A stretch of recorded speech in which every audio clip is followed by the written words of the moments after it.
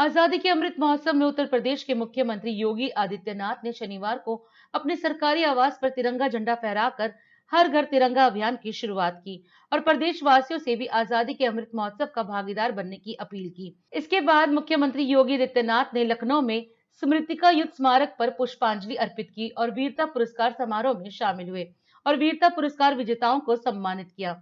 इस मौके पर उन्होंने कहा कि 15 अगस्त 1947 को हमें आजादी मिली थी, जिसके बाद देश की सुरक्षा, एकता और अखंडता को बनाए रखने के लिए भारत की स्वाधीनता की रक्षा करने में हमारे वीर जवानों ने अपना महत्वपूर्ण योगदान दिया है। आजादी का यह अमृत महोत्सव 75 वर्ष की हमारी इस यात्रा के आत्मावलोकन का एक अवसर हम सभी को प्रदान करता है।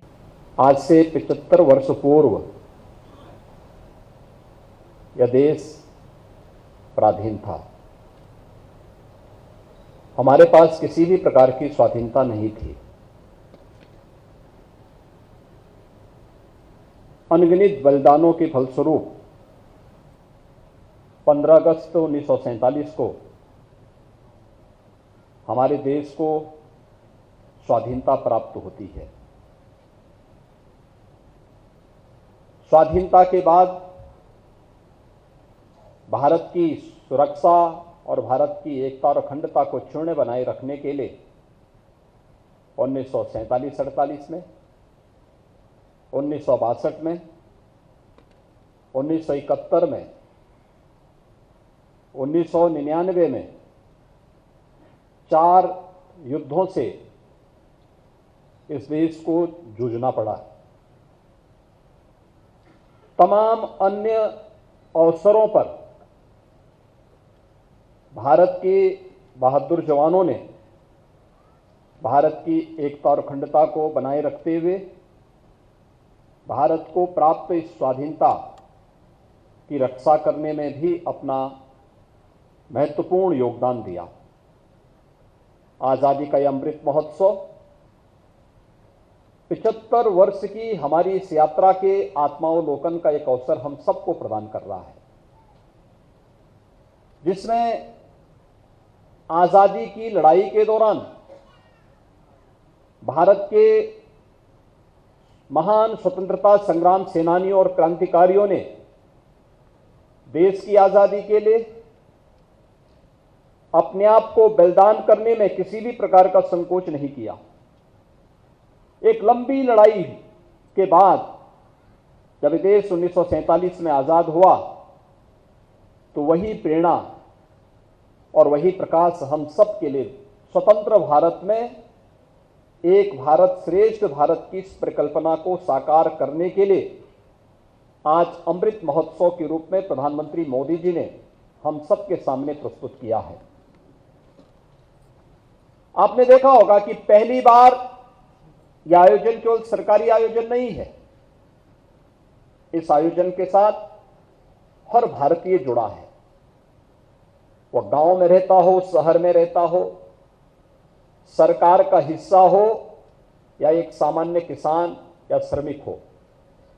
हर एक तबके के मन में एक भाव, वह विद्यार्थी हो या फिर समाज जीवन में कार्य करने वाले किसी भी क्षेत्र का कोई व्यक्ति, हर व्यक्ति देश की आजादी के इस अमृत महोत्सव के साथ जुड़ करके अपने आप को गौरवान्वित महसूस करके इस उत्सव को राष्ट्रोत्सव के रूप में आज आयोजित कर रहा है। अनेक प्रकार के कार्यक्रम चल रहे हैं, कहीं तिरंगा यात्राएं चल रही हैं, कहीं पर प्रभात फेरियां निकल रही हैं, कहीं पर शहीद स्मारकों पर राष्ट्रधुन के गीतों को स्कूली बच्चों के द्वारा, कलाकारों के द्वारा, पुलिस के बैंड के द्वारा वहां पर राष्ट्रभक्ति के गीतों की धुन बजा करके उन्हें श्रद्धांजलि अर्पित करने के कार्यक्रम हो रहे हैं। तो आज से 15 तक चलने वाले हर घर तिरंगा, जो भारत के आन बान और शान का प्रतीक है, यह आजादी के अमृत महोत्सव के साथ पूरे देशवासियों को फिर एकजुट करने की एक नई प्रेरणा प्रदान कर रहा है। मैं इस अवसर पर आप सबको आजादी के अमृत महोत्सव की अग्रिम शुभकामनाएं देता हूं और जिन वीर माताओं को, वीर जवानों को और उन वीर सपूतों के जिन परिवारजनों को आज यहां पे सम्मानित किया गया है, उन सभी का मैं हृदय से अभिनंदन करते हुए भारत माता के उन सभी वीर जवानों के प्रति विनम्र श्रद्धांजलि अर्पित करता हूं, जिन्होंने अपने आप को मातृभूमि के लिए समर्पित करते हुए अपना सर्वोच्च बलिदान भारत की सुरक्षा, भारत की संप्रभुता और भारत की अखंडता के लिए दिया है। उन सबको नमन करते हुए विनम्र श्रद्धांजलि भी अर्पित करते हुए अपनी वाणी को विराम देता हूं।